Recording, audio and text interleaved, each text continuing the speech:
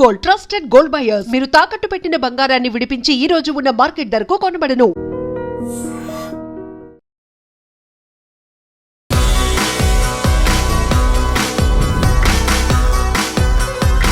ఐడ్రీమ్ ప్రేక్షకులకు నమస్కారం. ధర్మ వర్సెస్ కర్మ కార్యక్రమానికి స్వాగతం. ఇవాళ ధర్మ వర్సెస్ కర్మ ప్రోగ్రాంలో భాగంగా మనతో త్రివన గురుపీఠం వ్యవస్థాపకురాలు, హీలింగ్ కర్మ గైడింగ్ సోల్, అలాగే ప్రముఖ ఆధ్యాత్మికవేత్త డాక్టర్ హరిత గోగినేని గారు ఉన్నారు. మనము ఈ కార్యక్రమంలో భాగంగా హరిత గోగినేని గారితో మాట్లాడి కర్మకి సంబంధించి, అలాగే హిందూ ధర్మానికి సంబంధించి చాలా విషయాలు మీరు కమెంట్స్ రూపంలో అడుగుతూ ఉన్నారు, మనం అడిగి తెలుసుకుంటూ ఉన్నాం. ఇవాళ ఈ ప్రోగ్రాంలో భాగంగా మనం ఏ విషయం మాట్లాడబోతూ ఉన్నామంటే మంత్రం, తంత్రం, యంత్రం అన్నమాట. ఇప్పటికీ కూడా అంటే ఈ ఏఐ టెక్నాలజీ యుగంలో కూడా చాలామంది యంత్రాలు, తంత్రాలు, మంత్రాలు అంటూ ఉంటారు. నిజంగా ఇవి అంత పవర్ఫుల్లా? ఇప్పుడు ఈ జనరేషన్లో ఇవన్నీ నమ్మొచ్చా? అసలు వీటికి డిఫరెన్సెస్ ఏంటి అడిగి తెలుసుకుందాం. నమస్తే అండి. నమస్తే శ్రీ, ఎలా ఉన్నారు? బాగున్నాను. సో చాలా గ్యాప్ వచ్చింది. వ్యూవర్స్ అందరూ కూడా కొంచెం డిసప్పాయింటింగ్గా ఉన్నారనమాట. చాలా క్వశ్చన్స్ అడుగుతూ ఉన్నారు. సో వాళ్ళ కామెంట్స్కి బిఫోరు నాకున్న డౌట్స్ అన్నీ కూడా నేను క్లారిఫై చేసుకుంటాను. సో మంత్రం అంటారు కదా, అంటే మంత్రం అంటే దేవుడి దగ్గర చేసే మంత్రమా, లేకపోతే మంత్రం అంటే అసలు ఏంటి? మంత్రం అంటే శబ్దం నానా. ఓకే. ఏదైనా అంటే కొన్ని అక్షరాలన్నీ కూడా పొదిగి, అంటే అవి బీజాక్షరాలు కావచ్చు, నార్మల్ అక్షరాలు కావచ్చు, మనకి తరతరాలుగా వస్తున్నాయి. లేదా గురువులు అంటే ఆల్రెడీ సాధన చేసిన గురువులు కానీ కొన్ని అక్షరాలను పొదిగి మనం శబ్దం రూపంలో ఏదైతే వెలువరిస్తామో దాన్ని మంత్రం అంటాం. దాని నుంచి మనకి శక్తి వస్తుంది అన్నమాట. మంత్రం అనేది చాలా సింపుల్. మనం బేసికల్గా మంత్రం చేసేది దైవానికి ఒక మనకి అనుబంధం రావటానికి, మన కోరికలు కానీ మన సమస్యలు కానీ తీర్చుకోవటానికి, లేదా ఆధ్యాత్మికంగా ఇంకా బాగా ఎదగటానికి, హయ్యర్ లెవెల్స్. అంటే ఇప్పుడు కొంతమందికి కొన్ని రకాల కోరికలు ఉంటాయి కదా. కొంతమందికి మేబీ ఉద్యోగం రావాలని, కొంతమందికి చదువు రావాలని, కొంతమందికి డబ్బు రావాలని, కొంతమంది పెళ్ళి కావాలనే కోరికలు ఉంటే, కొంతమందికి దైవాన్ని చూడాలనే కోరికలు కూడా ఉంటాయి. మంత్ర సాధన ద్వారా మనము అవన్నీ నెరవేర్చుకోవడానికి అవకాశం ఉంటుంది. మంత్రం అంటే ఒక శబ్దం నుంచి వచ్చే ఒక శక్తి. తంత్రం అని కూడా అంటారు కదా. తంత్రం అంటే చాలా మంది భయపడతారు కూడా. అసలు తంత్రం అంటే ఏంటి? తంత్రం అంటే ఒక పద్ధతి. మనం ఏదైనా ఒక పని చేయడానికి ఒక మెథడాలజీ ఫాలో అవుతాం కదా నాన్న, ఒక పద్ధతి ఏదైతే ఫాలో అవుతాం అది తంత్రం. కానీ మన దగ్గర అందరూ కూడా తంత్రం, తాంత్రిక విద్యలు అంటే దాన్ని చాలా పెద్దగా ఒక భయానకంగా చూస్తారు. కాదు, చేసే పద్ధతులు వేరే ఉండొచ్చు, కానీ మామూలుగా అయితే మాత్రం తంత్రం అంటే ఒక పద్ధతి. ఇప్పుడు మంత్రం ఉంది కదా, దాన్ని చేసే పద్ధతిని సూచించేదే తంత్రం అనమాట. మామూలుగా ఉండే వాళ్ళకి, సామాన్యులకి, వాళ్ళందరికీ కూడా చిన్న పద్ధతుల్లో వెళ్ళిపోవచ్చు. అంటే తంత్రం అనే దాంట్లో పద్ధతుల్లో వెళ్తాం సామాన్యులకి ఇబ్బంది అయి ఉండొచ్చు. కొంతమంది బాగా లోతుగా వెళ్ళాలి, తొందరగా సాధించుకోవాలి అనుకునే వాళ్ళకి తంత్రంలో ఉన్న పద్ధతుల ద్వారా సాధించుకుంటారు. ఏదైనా సరే మన ఆలోచన, ఉద్దేశం బట్టి ఉంటాయి అన్నమాట. తంత్రం పద్ధతి గురించి నీకు చిన్నగా చెప్పాలి అంటే, మంత్రం అనేది విత్తనం అయితే తంత్రం అనేది వేసే విధానం. అంటే నువ్వు నాగలితో దున్ని వేస్తారు కదా, ఆ విధానం అనమాట. అంటే విత్తనం భూమిలోకి నువ్వు ఎలా పంపిస్తున్నావు అనే విధానమే తంత్రం అంటారు. ఈ తంత్రం సాధనలో వాళ్ళు చేసే పద్ధతులు, వాళ్ళు ఎంచుకునే పద్ధతులు బట్టి ఉంటాయి. మనకి ఇందులో మనకి దక్షిణాచారం, వామాచారం అంటారు. ఆ పద్ధతులు బట్టి ఉంటాయి. ఉదాహరణ చెప్పాలి అంటే, కత్తి ఉంటుంది. ఆ కత్తి నువ్వు ఎలా వాడతావు అనేది నీ ఉద్దేశం మీద ఆధారపడి ఉంటుంది. కత్తిని కూరగాయలు కోస్తానికి వాడతావా, మనిషికి వాడతావా అనేది నీ ఉద్దేశం. కరెక్ట్. తంత్రం అనేది చెడు కాదు, తంత్రం అంటే పద్ధతి. ఓకే. మరి యంత్రం? యంత్రం అంటే వస్తువు, రూపం. ఓకే. ఈ మంత్రం శబ్దం అయితే, యంత్రం రూపం అయితే, తంత్రం విధానం. ఈ మూడు కూడా మనకి అన్నిటికీ కూడా అనుబంధం ఉందన్నమాట. అంటే మన మనసు, శరీరం, ప్రాణం, ఈ మూడు ఎలాగో మంత్రం, యంత్రం, తంత్రం అనేవి కూడా అలాగనమాట. ఇందాక విత్తనం అని చెప్పాం కదా, మంత్రం విత్తనం అయితే భూమి ఉంది కదా, మనం దున్నపోయే భూమి, అది యంత్రం.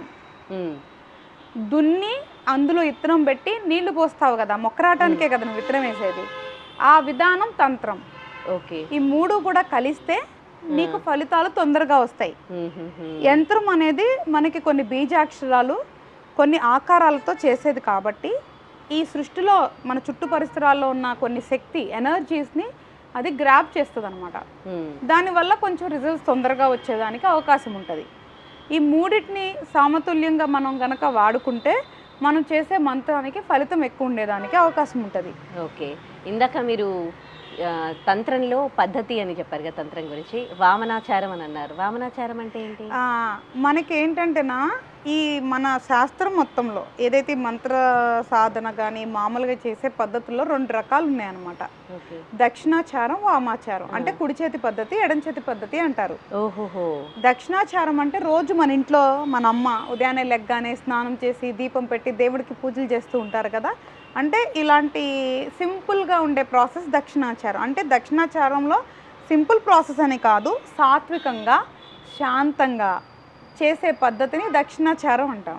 అంటే మనం ఉన్న ప్రదేశాల్లో కానీ దేవాలయాల్లో కానీ నది తీరాల్లో కానీ మనం కూర్చొని సాత్వికంగా చేసే, అంటే ఇప్పుడు ఇందాక చెప్పా కదా, తంత్రం యంత్రం ఒక పద్ధతి ఎంచుకొని సాత్వికంగా చేసే పద్ధతి అంతా కూడా దక్షిణాచారం కింద వస్తుంది. ఓకే. వామాచారం ఏంటి అంటే అది చెడ్డది కాదమ్మా. ఇది కూడా నేను అదే చెప్పేది ఏంటి అంటే ఏదైనా మనిషి ఉద్దేశాలు పట్టే దాని ఫలితాలు మంచైనా చెడైనా. వామాచారం ఏంటంటే కొంచెం తీవ్ర స్థానంలో, అంటే తీవ్ర స్థాయిలో సాధన చేసే పద్ధతి. దానివల్ల ఏమవుతుందంటే మనిషిలో భయాలు పోతాయి. అంటే ఇప్పుడు నువ్వు దక్షిణాచారంలో నువ్వు ఇంట్లో వెలుతురులో కూర్చొని పూజ జపం చేస్తున్నావు అని ఉందనుకో, అదే వామాచారంలో చీకట్లో కూర్చొని చేయమని ఉండొచ్చు, లేదా శ్మశానంలో కూర్చోమని చేయమని ఉండొచ్చు. మన శాస్త్రాల్లో కానీ రకరకాల పుస్తకాల్లో కానీ ఇవి వివిధ రకాలుగా వర్ణించారు. కానీ మనం అర్థమయ్యే పద్ధతిలో లేదా వాడుకునే పద్ధతి అయితే ఇది. వామాచారం ఏంటంటే కొంత తీవ్ర స్థాయిలో సాధన చేయాలి అనుకునే వాళ్ళకి, కొంచెం తొందరగా ఫలితాలు రావాలనుకునే వాళ్ళకి చాలా ఎక్స్ట్రీమ్ సాధనలు అనమాట. దీనివల్ల ఏంటంటే వాళ్ళలో కొన్ని భయాలు కూడా పోతాయి. సాధించే ఆ ప్రాసెస్లో ఏమవుతుందంటే మనం అంతే కదా, వెళ్ళి మనం శ్మశానంలో కూర్చొని పూజ చేయమంటే అందరు చేయలేరు కదా. దానివల్ల అరే శ్మశానంలో పూజ చేస్తున్నాడని తప్పుగా చూస్తాం, కానీ శ్మశానంలోకి వెళ్ళి తను కూర్చొని పూజ చేస్తున్నాడంటే ధైర్యాన్ని మెచ్చుకోవాలి. అంత ప్రాసెస్ జరుగుతుంది కదా. చీకట్లో కూర్చొని చేస్తున్నాడు, లేదా ఇంకా వేరే చాలా పద్ధతులు ఉంటాయి, అవన్నీ చేస్తున్నారంటే వాళ్ళల్లో ఒక రకమైన ఇదయ్యే ప్రాసెస్ ఉంటుంది. దాంట్లో కూడా వాళ్ళు ఎంతవరకు వెళ్ళాలి అనేది వాళ్ళు పెట్టుకోవాలి. వామాచారంలో కొన్ని పద్ధతులు నేనైతే వ్యక్తిగతంగా నేను ఆమోదించలేను, అంటే నేను చెయ్యను, నేను చెయ్యమని కూడా చెప్పాం. కానీ వామాచారం అనేది ఖచ్చితంగా గురువు అనేది చాలా ముఖ్యం. ఇందాక తంత్రంలో కొన్ని ఏదైతే పద్ధతులు అన్నానో, వామాచారంలో కొన్ని పద్ధతులు చేయాలి అంటే గురువు అనేవాళ్ళు చాలా ముఖ్యం. ఎందుకంటే కొన్నిసార్లు మనం చేసే పద్ధతి వల్ల కూడా చెడు ఫలితాలు వస్తాయి. ఎప్పుడు కూడా సాత్వికంగా శాంతంగా చేసుకుంటే మనకి చాలా మంచిది. దానివల్ల మన కోరికలు నెరవేరినా నెరవేరకపోయినా కొత్తగా చెడు కర్మలను అయితే తెచ్చుకోము.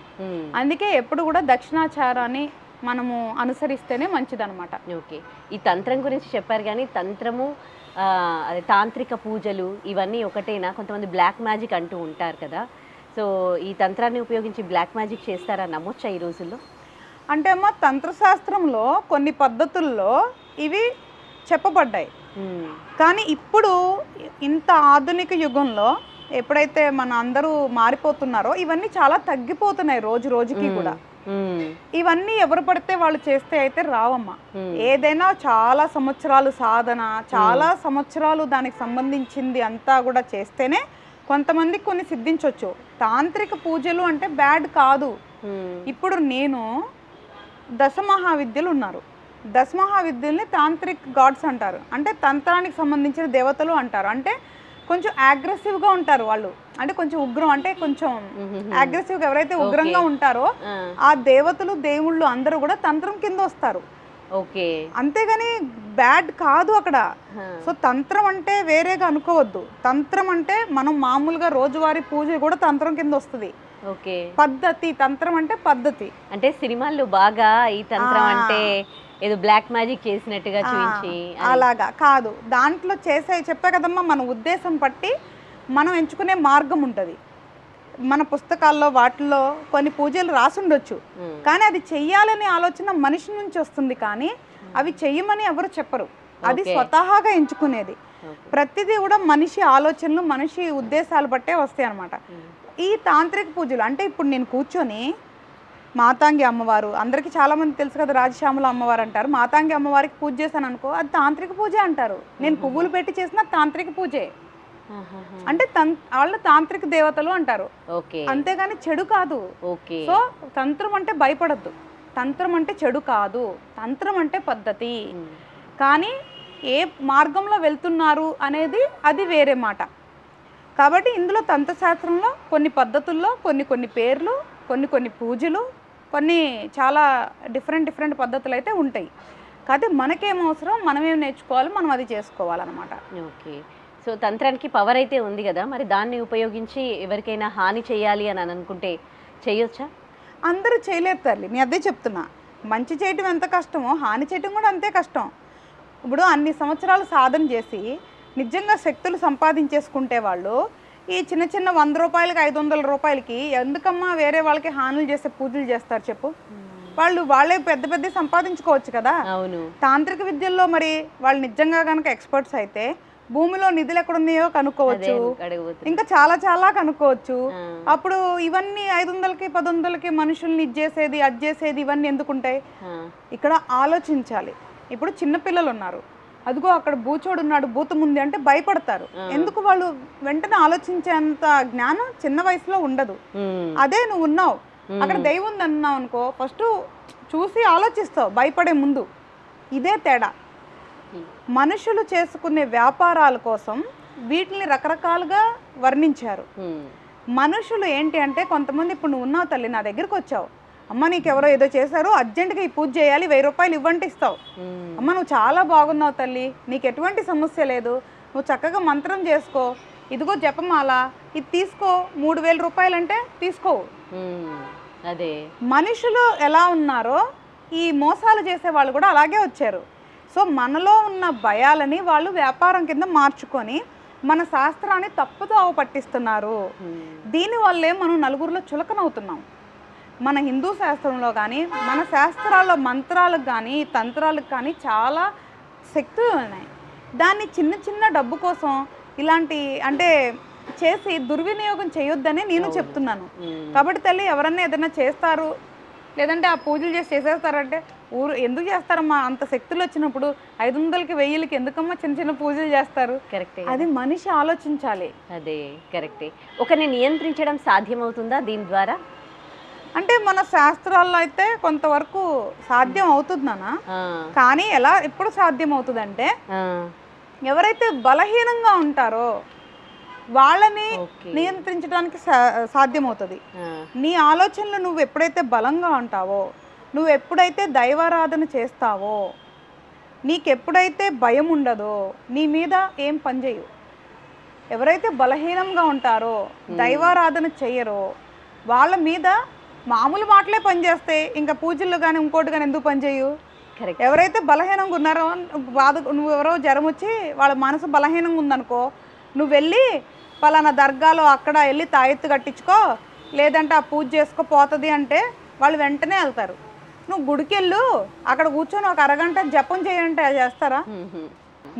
మన దగ్గర ఉన్న శక్తులు నేను చెప్తాను సాత్వికంగా శాంత మార్గంలో చాలా సింపుల్గా సాధించుకోవచ్చు. నడవండి, హిందూ మతంలో కానీ మన సనాతన ధర్మంలో ఉన్న గొప్ప విషయాలు తెలుసుకోండి, నమ్మండి మన దేవుళ్ళని. మనలో లోపం ఏంటంటేనమ్మా, మన దేవుళ్ళు అందరూ స్నేహితుల్లాగా ఉన్నారు, భయపెట్టట్లా. నువ్వు నన్ను నమ్మకపోతే వాళ్ళు పట్టుకుపోతారు, వీళ్ళు పట్టుకుపోతారు, లేదా అంతం అయిపోతావు, దాన్ని నరకంకి వెళ్ళిపోతావు, ఇదే నమ్మాలి అదే నమ్మాలని మనం భయపెట్టకపోవటం కూడా తప్పైపోయింది తల్లి. ఈరోజు మన శాస్త్రం మనకి అవహేళన అయిపోయింది. కానీ మన శాస్త్రంలో లేదే, నీకు స్వేచ్ఛనిస్తుంది, నీకు నచ్చినట్టు నీకు నచ్చిన దేవుణ్ణి పూజించుకో అని చెప్తుంది. అందువల్ల కూడా ఇది అవుతుంది. అందుకే భయం బలహీనత అనేది వ్యాపారాలమ్మా, అంతే. ఓకే, ఈ బ్లాక్ మ్యాజిక్ లేదంటారా? దీని ప్రభావం ఉండదంటారా? అయితే అమ్మ బ్లాక్ మ్యాజిక్ అనేది ఎక్కడో పుస్తకాల్లో ఉందనుకో, కానీ ఎవరికమ్మా అంత సమయం ఉంది? నువ్వెక్కడో నీ జీవితంలో నువ్వేదో పని చేస్తుంటావు. అసలు మళ్ళీ విచిత్రం ఏంటంటే పోనీ కోటీశ్వరుల మీద బ్లాక్ మ్యాజిక్ చేశారన్నా కూడా వినటానికి బాగానే ఉంటుంది.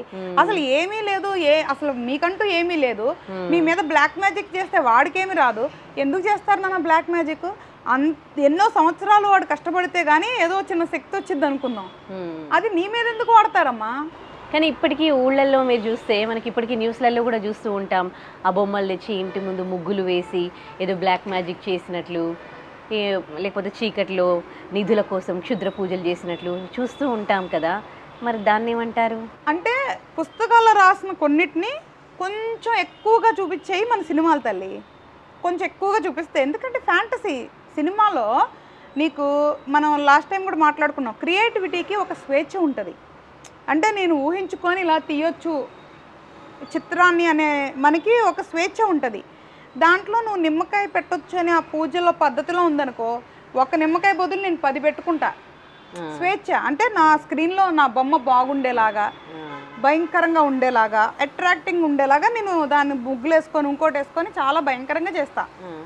బయట లేవా అంటే నేను అదే చెప్తుంది తల్లి, మన పుస్తకాల్లో వాటిలో కొన్ని ఉన్నాయి, కానీ అవి చేయాల్సిన అవసరం కానీ నమ్మాల్సిన అవసరం కానీ మనకి లేదు. ఏదైతే ఇప్పుడు ఈ పూజలు చేసేవాళ్ళు నిజమైన వాళ్ళు ఎక్కడో ఉండుండొచ్చు, కానీ మనకి అందరికి అనుకూలంగా ఉండి అందుబాటులో ఉండే వాళ్ళైతే వీళ్ళు ఉండరమ్మా. అసలు చాలా కష్టం అలాంటి శక్తులు ఉన్న వాళ్ళని పట్టుకోవటం. రెండోది, గ్రామాల్లో ఎందుకు జరుగుతాయి అంటే తల్లి, గ్రామాల్లో ఉండే వాళ్ళకి పాపం ఎక్కువ విద్య ఉండదు, వాళ్ళకి నాలెడ్జ్ ఉండదు, వాళ్ళు మనసు సున్నితంగా ఉంటుంది, అమాయకంగా ఉంటుంది, ఎవరేం చెప్పినా నమ్ముతారు, కొంచెం బలహీనంగా ఉంటారు. కాబట్టి వాళ్ళు భయపడేదానికి ఎక్కువ అవకాశం ఉంటుంది. రెండోది ఏంటంటే ఐసోలేషన్ ఎక్కువ ఉంటుంది విలేజెస్లో. సో కొన్నిసార్లు ఎలా ఉంటుంది అంటే మన పిల్లలు కొన్ని ప్లేసులకి వెళ్ళకూడదని మనం భయపడుతుంటాం, ఎటువంటి పోతూ ఉంటారు, కానీ ఆ చింత చెట్టు మీద దెయ్యం ఉందని చెప్తాం. నువ్వు పెద్దయ్యాక కూడా నువ్వు ఉద్యోగం చేయి, తిరిగి వచ్చినప్పుడు నీకు ఆ చింత చెట్టు చూస్తే దైవమే గుర్తొస్తుంది కదా.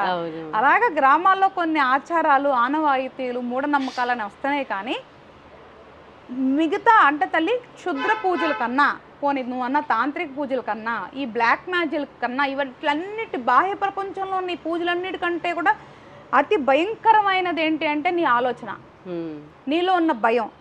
ఇవి చాలా డేంజరు, ఇవన్నీ కాదు డేంజరు. సో వీటిని ప్యూరిఫై చేసుకుంటే బాహ్య ప్రపంచం మనల్ని ఏం చేయలేదు తల్లి. ఓకే, ఒక సాధారణ మనిషి ఏం చేయాలి? సాత్వికమైన మార్గం ఎంచుకోవాలమ్మా. ఏదైతే ఇప్పుడు మనం మానవ జాతి ఉందో, మనకి మేధస్సు ఇచ్చాడు దేవుడు. ప్రతి మానవుడికి మేధస్సు వాడుకునే శక్తి ఉంది. జంతువులకి పక్షులకి లేని స్వేచ్ఛ మనిషికి ఏముంది అంటే మేధస్సు.